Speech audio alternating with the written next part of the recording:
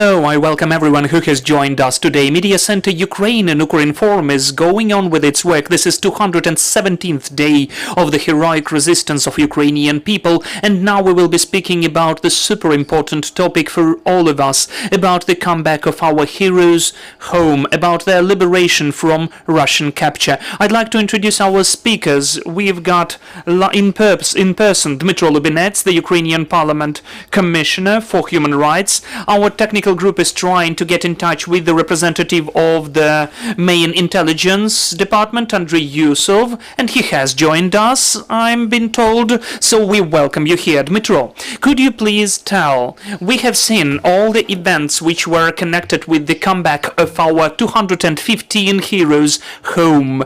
Lots of them, we do know, did not even guess what will take place, that their comeback will take place, that they are taken to their motherland. So what was happening there? If you may, could you please tell more details about this process? We would like to understand better how those events were taking place and how the capture is taking place, which challenges you face during these times in this process. Thank you for the question. We had one more exchange of prisoners of war. I emphasize this is another one and not the last one. So the main task for everybody who is working in the coordinational headquarters, we have the task to bring back all the prisoners of war, all the civilian hostages and prisoners of war captured by Russian Federation illegally. Unfortunately, we cannot make all the details public, not to harm the following exchange processes, but what was the difference of this exchange? That it was simultaneously taking place in different platforms, in different countries. We had the operation, which was very complicated, and they involved officials in this operation were beginning with our president, Volodymyr Alexandrovich Zelensky, who personally was dealing with this issue, and also personal participants was of Andriy Borisovich Yermak, the head of presidential office. As I already mentioned, everybody who is included into the coordination staff, that is the main intelligence department, the security service, the representative of the office from on the temporarily occupied territories, our institution. So this was the teamwork. In my opinion, a huge piece of work, because such exchanges have never been taking places in the modern times in Ukraine, and in the world, I would say these examples are not that numerous. Well, simultaneously, the plane is flying from Russian Federation with the foreign citizens, 10 of them, who took part in the combats for the armed forces of Ukraine against Russian Federation, and simultaneously the plane from Russia is flying with 5 commanders of formations. First of all, Azov regiment to Turkey, where they are now staying. And simultaneously, a bit later, we began the procedure of the comeback of 200 of our heroes and this procedure took place on the territory of Chernihiv region on the border with Belarus. I took part in this process personally. There were women there, and the first person who came back to us is Mariana Mamonova, and I'm sure the whole country was for her. Well, first of all, Russian Federation acknowledged that she was pregnant. They acknowledged her location and they gave her back. In 3 days after the liberation, she became a mother. A wonderful girl named Anya was born. This is the example that we will never abandon ours. Then the guys and ladies came back, and we paid attention that they are liberated. All of them are coming back extremely exhausted. This was the first impression during the first communication. As for morale, everything was perfect. Russian Federation, whatever they tried to do, they never broke a single person, though they were attempting to do that permanently. I will tell about that later. But morally, all of our heroes were looking totally strong. They were really happy that they came back home. They never knew till the last minute that they are coming back home. Somehow, even during their taking to the border, they'd even closed their eyes. This also witnessed a bit about their attitude to our prisoners of war. They blindfolded them. So as for the medical employees, there were very numerous. We had 30 ambulances. There were lots of doctors who examined each of them, and I can tell you that about each of them there was the medical conclusion that they should be urgently taken to hospitals. After that, all of them, they were taken to the hospitals for the first examining, and the next day they were brought to different medical institutions where they are now staying still. All of them are now getting through the medical rehabilitation. After that, there will be the very lengthy process of the rehabilitation, and after that, they will take the decision as of going on or not going on in their military service. I would like to emphasize, legally, it concerns the servicemen and women, that is the military. The commandment, the orders are directly concerning all of them. Secondly, the state has provided all the conditions for their treatment. First of all, hospitals, and the following rehabilitation will take place with the help of the state. I would like to state officially that we are getting lots of offers to rehabilitate, to provide prosthetics, to provide help and assistance both within the country and abroad. And we've got all of the developed mechanisms, how it should be done. We have the money and funds. So we always have positive attitude to the initiatives of fundraising to rehabilitate this or that warrior, but I may say that all of that is provided by the state already. So for the future, before you do that, get an official position, and sometimes it looks like first they launch an initiative, and then it turns out that, in fact, you don't need to fundraise anything for some cases. In this case, I'd like to repeat, the state provides everything, both treatment and rehabilitation, and after that the full recovery, even if for that they need the lengthy or long-term treatment or rehabilitation, even abroad. We've got money for that. The state took care about that. As of the attempts of Russian Federation to break our heroes and the conditions of their detention, I will not name the surnames. Just understand us correctly, we cannot make the personal data available, but what we can say. Everybody mentions that there were horrible conditions of detention. The places where they were taken were not organized for such big numbers of people. Everything began with the procedure of the seizure or capturing. Not a single legal moment was complied with. For instance, the status of the prisoners of war or the status of the combatant. They were taken to the certain places, and there was the practice. For instance, they had to get through the line where they were bitten with rubber sticks.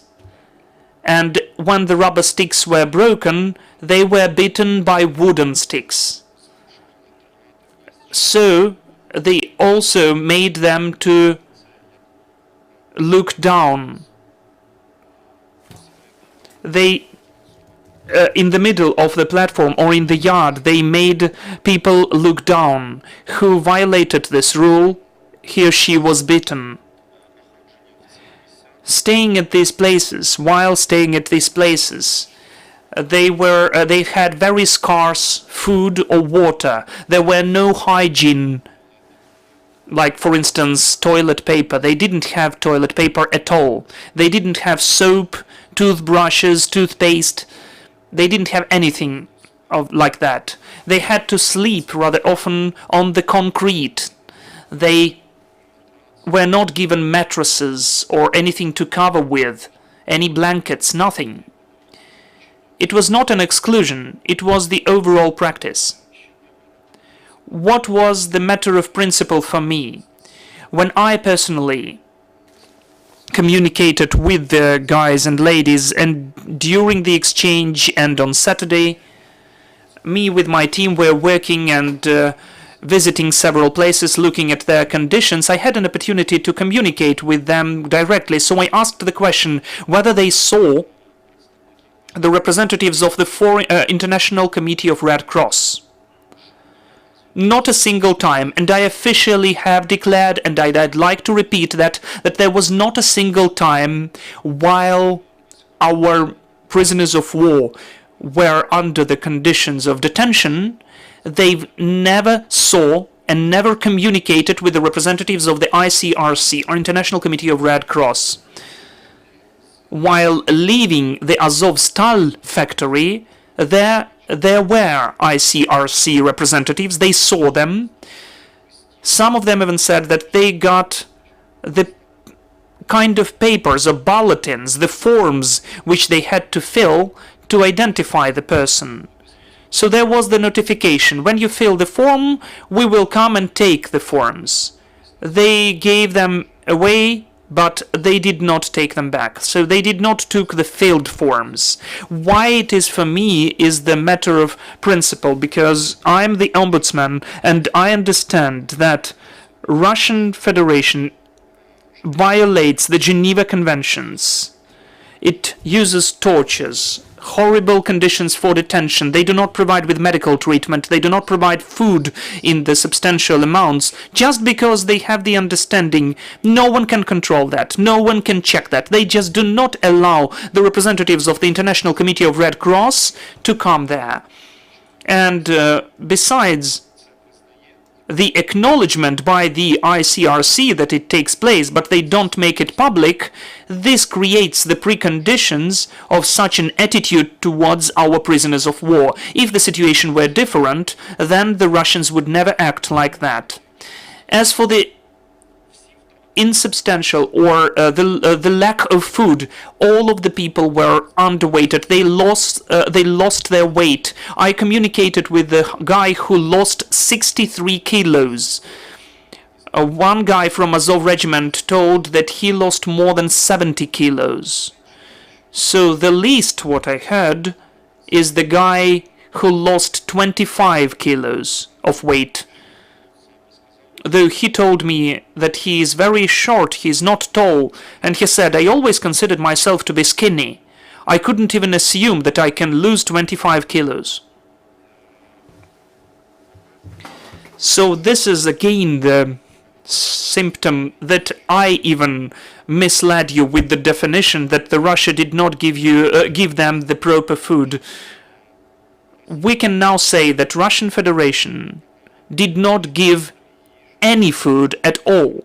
They just used starvation as one of the elements of tortures, which were systematically used against our servicemen and prisoners of war. Unfortunately, we still see that, and the position from the International Committee of the Red Cross and as the investigation, we can still see this attitude towards our prisoners of war. Andriy, do you see and hear us? Because I'm sure that you managed to communicate with our liberated heroes, free heroes. Could you add anything about the conditions of their detention and about the procedure? Hello? Yes. Well, you know, the above-mentioned facts and the situations is totally true. That was happened. I can mention several separate cases, but in fact, Dmytro has told everything in details. This was a very big and complicated procedure, an operation. This exchange has finalized, and simultaneously we are getting ready to the following exchanges. They will definitely take place, both the preparation of the bigger process, and this is the long way, the format everyone for everyone, and the separate smaller exchanges will take place. I can remind you that since the moment of the full-scale invasion, we had more than 20 exchanges, official exchanges of prisoners of war, within which we brought back approximately 800 of Ukrainian citizens. And this is the serious, substantial indicator. The last exchange is very big as well, but still many people stay captured, and the relatives are asking and waiting for the comeback of their relatives back home. They will definitely come back. The coordination headquarters, the ombudsman, the whole state of Ukraine is waiting for that. Andriy, could you please tell if we can speak about that? We understand that different conditions of detentions were for the women or for the commanders who were liberated. Could we speak about that as well? Which conditions of detention had those separate categories of prisoners of war? Well, overall, we can state that the conditions of detention of the Ukrainian prisoners of war were unsatisfactory, and in lots of cases they were not compliant with the Geneva Conventions. If the International Committee of Red Cross could have free access to the prisoners of war, how it should be done, it could be organized. We are collecting all the info, we are registering and documenting that. We, as the coordinational staff, and all the law enforcement authorities which are taking place in this process, the work and constant attempts to improve the conditions of detention is a separate project of ours. We need to work on that as well and communicate that as well. But for Russia, as the totalitarian state, which neglects the international law, it's hard to communicate, but we still go on and insist on that. Then we register all of that and give this information to the international structures, including for them to accomplish their functions. As of Ukraine, I'd like to separately emphasize, we can state the fact that Ukraine is not Russia. You can see the state of the liberated or of the Russian prisoners of war and the Ukrainian prisoners of war. Ukraine provides the access of international structures. The conditions of detention are totally different. Ukraine treats the prisoners of war according to the international norms and Geneva Conventions about the medical treatment, the conditions of detention, and so on. In particular, this is the reason when we get to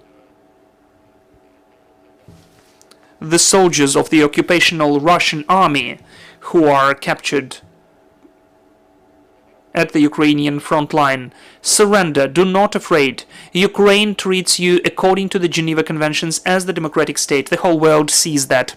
Andriy, I can't help asking you and Dmytro, what's the situation about our civilians?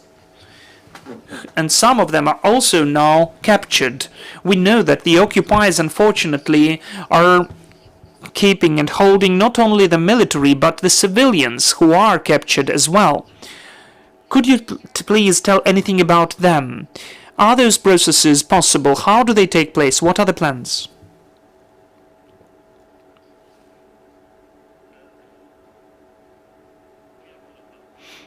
Well, I can begin the answer.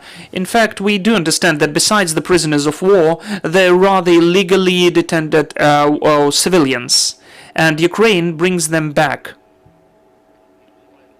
We don't use the word exchange in this case. We are bringing them back with all the possible and impossible ways. Among the people who recently came back, there were civilians, and there will be civilians. Besides the civilians, we have the citizens who are in Russian capture before the 24th of February, from 2015, 16 and 17. Those are separate dramatic stories. All of that is registered. All this information is documented. We'll bring back all of them. Dmytro, could you add anything?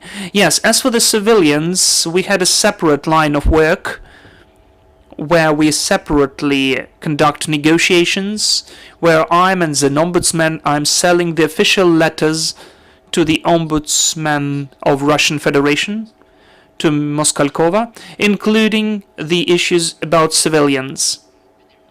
We are raising this question in front of the international community as well, because legally the civilians cannot be kept. We are always using the legal term, civilian hostages.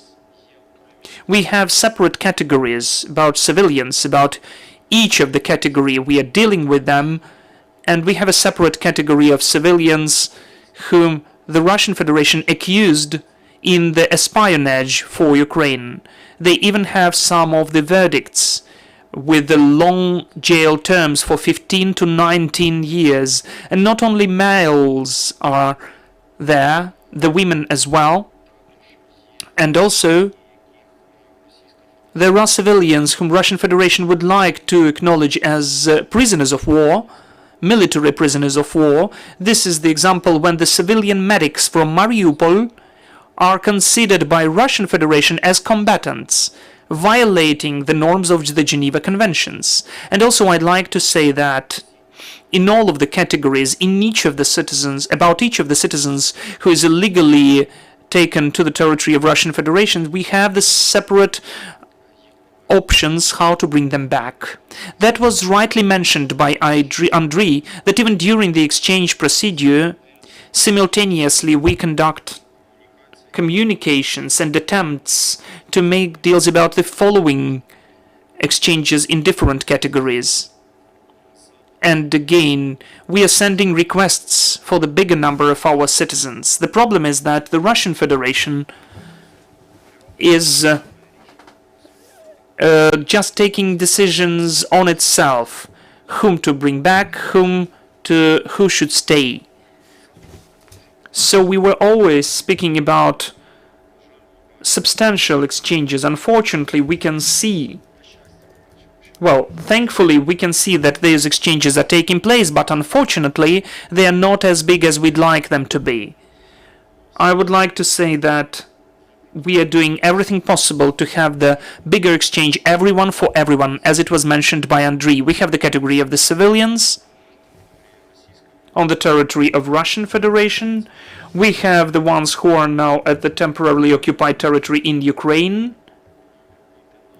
We offer the format of everyone for everyone, and it seems for us that it should be working for Russian Federation as well. But unfortunately, we see that it's not like that, but we are going on our work on that. And the separate category are the hostages of Kremlin, so-called political ones, which have this separate register.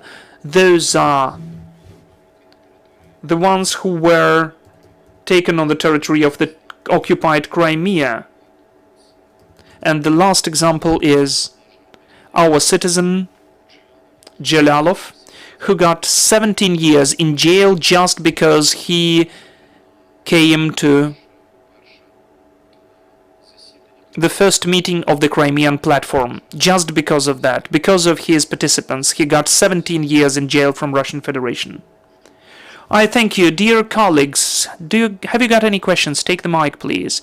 Hello, Maria Honcharuk, Ukrinform. The first question is about the visit to Olenivka of the representatives of Ukrainian authorities. Does Russia allow that? And did Ms. Moskalkova respond as for your offer to visit them together?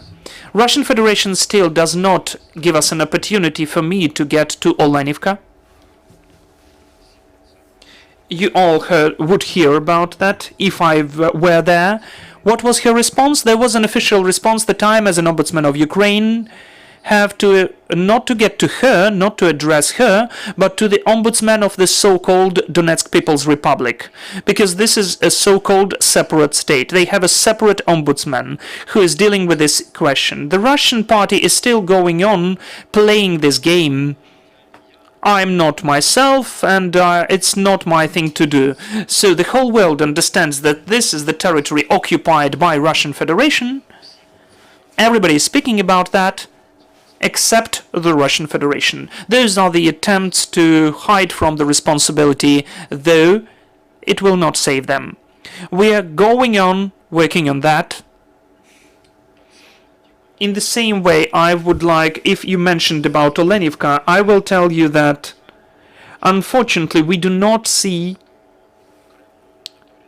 the monitoring mission of the UN, which was created by the decision of the Secretary General of the UN, Mr. Guterres. He created the mission and he said that it will quickly come to Olenivka and will conduct the independent investigation. But in fact, we can see that the mission has been created. By the way, I provided the analysis of this mission where, in facts, I showed that out of the 3 people in this mission, they, in fact, all of them are already now under the impact of Russian Federation. All of the 3 of them are under impact of Russian Federation. You can read it in my Telegram channel or in my Facebook profile. So the United Nations, I don't know whether they liked or they disliked my analysis, but still, as of now, in my opinion, they are doing this process for the sake of the process. They emphasize that they are waiting for the permit from the Russian Federation to come there. Everybody, all of the sane people understand that Russian Federation just took away all the evidence of this war crime. And according to the facts which we have, and the analysis of the photo footages and videos, both Ukrainian and foreign experts still agree that this was the planned operation in advance by Russian Federation to kill some category of the servicemen, the representatives of Azov regiment, who were taken to the separate barrack, and according to our data, the charge was blown up from within the barrack, which unfortunately leads to the very high temperature. There were no shellings. And there are additional facts which confirm this opinion. Just recently, we also got these facts. Hello, Karina Bohaychenko, the journalist of Suspilne. Dmytro, I would like to clarify. Do you have the plan of help to the liberated prisoners of war? The plan which was mentioned by Volodymyr Zelensky, that on the 27th of September this plan will be presented, the full package, which includes social and legal assistance and also the recovery of bank cards. Well, the plan is not just ready, it is working. I can tell you, we had the exchange first, and in 2 days, on Saturday, I've been in different medical institutions visiting guys, and then already just in a couple of days, with those who I communicated, they already had their bank cards, their IDs, documents, papers. The procedure is working and confirmed. The bank representatives already sent their employees to the medical institutions, and one by one they restored and recovered all the documents. It was done as quick as possible. As of the social help, aid and assistance, rehabilitation, all of that was just developed. Those are not just plans, those are acting steps. When each of the servicemen or the civilian is coming back from the capture, first we medically examine them, secondly he instantly gets a little backpack. The backpack has warm things, the sports attire, the cell phone, some of the hygiene products, the men and the ladies. Everything is thought through. When they come to the hospital, they have everything on them already. A very important aspect is that there is such a notion of medical quarantine or lockdown. We do ask you, the relatives, the colleagues, the volunteers, they should stay in the lockdown for some period of time. Because medically they need to recover. Their body has to recover in this quarantine or lockdown. The guys themselves and the ladies, they understand that. But their relatives would like to visit them. And you just understand how we meet our relatives whom we never saw for months. What we bring with us? How many candies or some of the domestic food? And then the doctors even tell us. We cannot tell them anything but just understand us. We understand that in a couple of days or the following day we have additional issues with, for instance, with their stomachs because of the many calories, because of the fat food, because of the candies. There can be additional medical problems. So with all due respect, for some time, it should be the semi-closed mode. And secondly, the legal component. While they came back, for a short period of time they remember everything. Who they stayed with, who they saw, who they communicated with. So we need to question them. This is additional information for us about our heroes who are still captured. We need to register all the facts to document that, and we understand that psychologically the person will remember that just for a short period of time. From the atmosphere of detention, of the very hard detention, when the person is coming back home, he or she is relaxing, that is perfect. But very quickly the brain is working like that, is trying to forget all the horrible atrocities.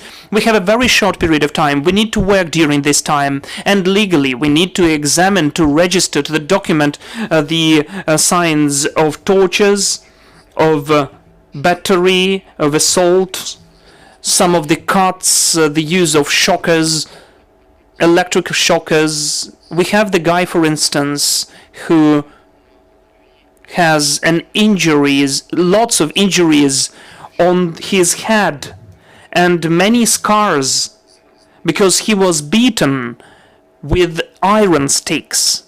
All of that has to be documented. And there are separate cases which I mentioned above. For us is the communication about the activities of the international institutions. When the person is coming back, first we'd like to create conditions for rehabilitation, but secondly there are legal issues we need to do as quick as possible. Andriy, a follow-up question. We've got lots of journalists here, and I know that each of the journalists would like to communicate with the people who were staying with the prisoners of war who were there, but there is some logics. Would you recommend anything? When is it's reasonable to communicate with them directly? Well, first of all, we already mentioned that the first period is the period of rehabilitation. I understand that the communication is already taking place. From different sides, people can find channels of communication, but just as the human, I ask you to decrease this communication during the first 2 weeks as much as possible. This is the important period of adaptation and rehabilitation. And then, of course, besides them being servicemen who need to ask for permission from their commanders, still this is the position of those people themselves. Some of them would like to communicate and would happily communicate, but some of them would not like to. Thank you. And a follow-up answer to what Andriy said. I totally agree with that. When we communicated with the medics, especially with the psychologists and psychiatrists, they said that we are trying to communicate with them for the person not to remember. We need to bring the person back to normal life. And as soon as the journalist is approaching, the first question is, what were the conditions of your detention? And it automatically brings the person back to the same state as the person had before. So with all due respect, just be humane. We ask the journalists, let them recover, both guys and ladies. So summing it up, the assistance package, which should have been presented on the 27th of September, it exists and it is working. Yes, it is working. There are no issues. I'd like to confirm again, the state has provided everything for everyone. There is no additional necessity in some volunteer help. Thank you. And one more question to Andriy, if I may. The Russian media wrote about the formation of the so-called Cossack battalion, named after Bogdan Khmelnytsky, which should include the prisoners of war who are now kept in Olenivka. We are interested whether they really can be involved in the war on the side of the occupiers, or this is just an element of propaganda from the occupiers. How can you assess that? Well, we can assess that this is just another war crime of the occupiers, another example of the violation of Geneva Conventions and the rules of attitude or behavior with the prisoners of war. Of course, our prisoners of war are under constant pressure being captured by the Russists. And we've mentioned about the psychological pressure and the physical one. So these so-called formations are just very demonstrative, and they bear mocking character, because the occupiers attacked Ukraine. They occupied the part of the country, and the people who protected this country, mostly we are speaking about volunteers. Yes, some of them were captured. Well, of course, under pressure, there can be various manipulations. It will be assessed both by the Ukrainian authorities and by the international community, which will be aware about that.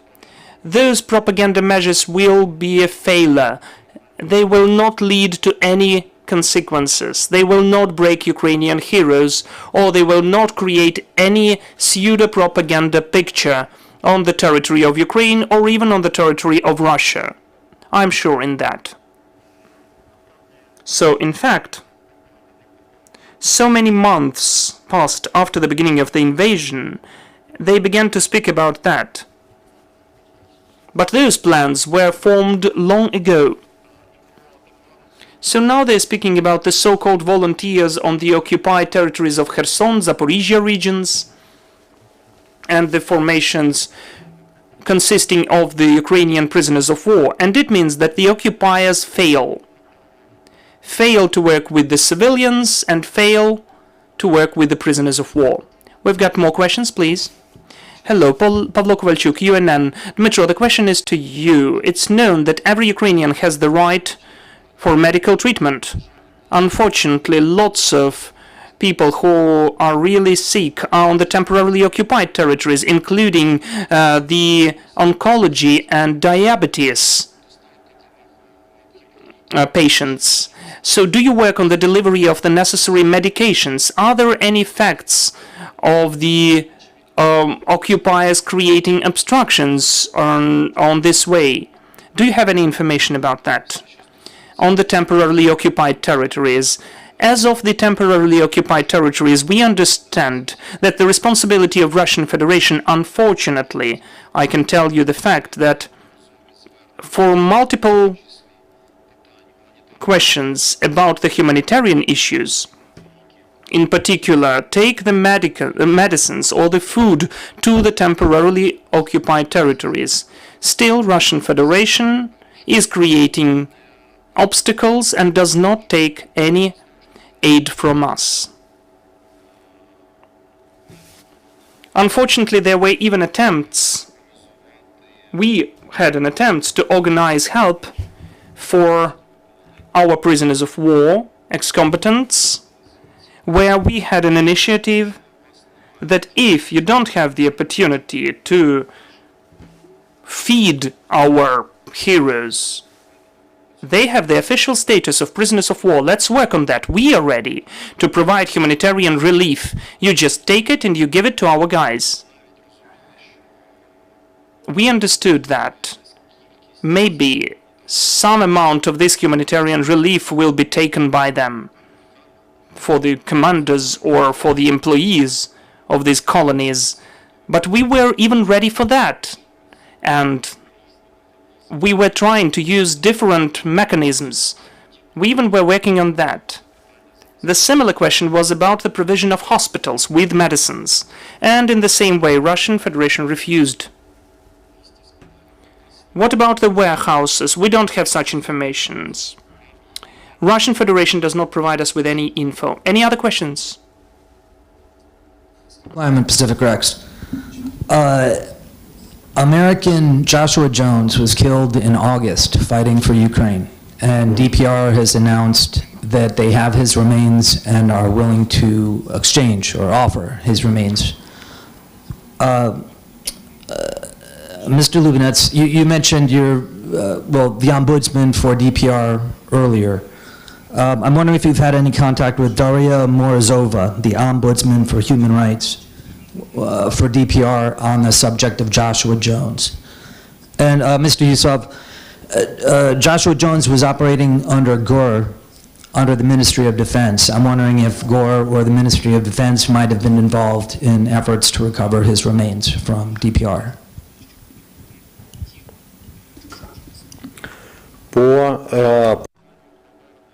As for the bringing back of the bodies, our coordinational staff has a separate person, Oleg Kotenko. This is the authorized person on the search for the missed in action because of the special conditions. He is dealing with the issue of the killed in action. It seems to me that we are rather efficient working on that as well. When the bodies of our deceased heroes are brought back, I'm sure that you heard that we managed to bring back the body of a British person, a British citizen, who, in my opinion, was tortured to death in one of the jails on the territory of Donetsk. I personally saw the body, and I can tell you that according to all of the signs and symptoms, there were numerous bruises and proofs that he was tortured. And in the end of the day, they killed him. So as for this case, we have a separate investigation.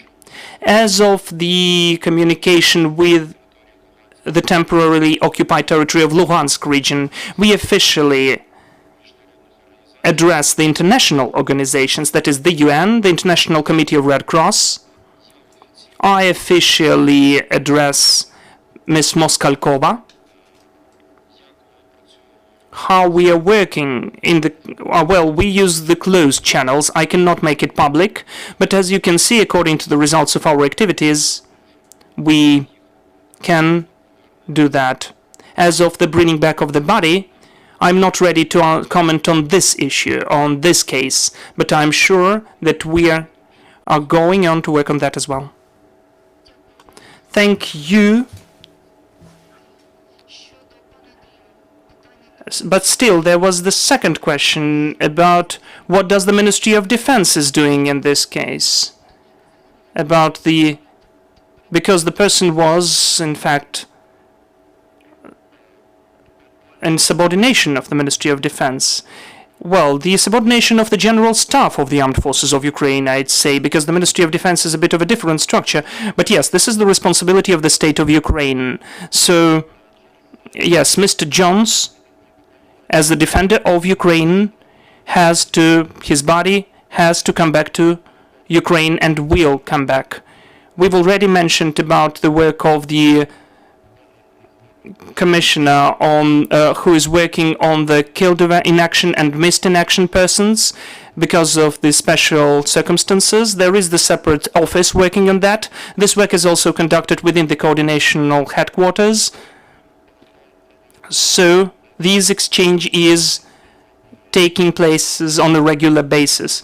So, and also this exchange is taking place in Donetsk direction if we're speaking about the territory of the separate regions of Donetsk and Lugansk regions. So I know that this case is under our control and we're doing everything possible for this issue to be solved. I thank you so much to you. I thank you, dear colleagues, and I thank our speakers who joined us today.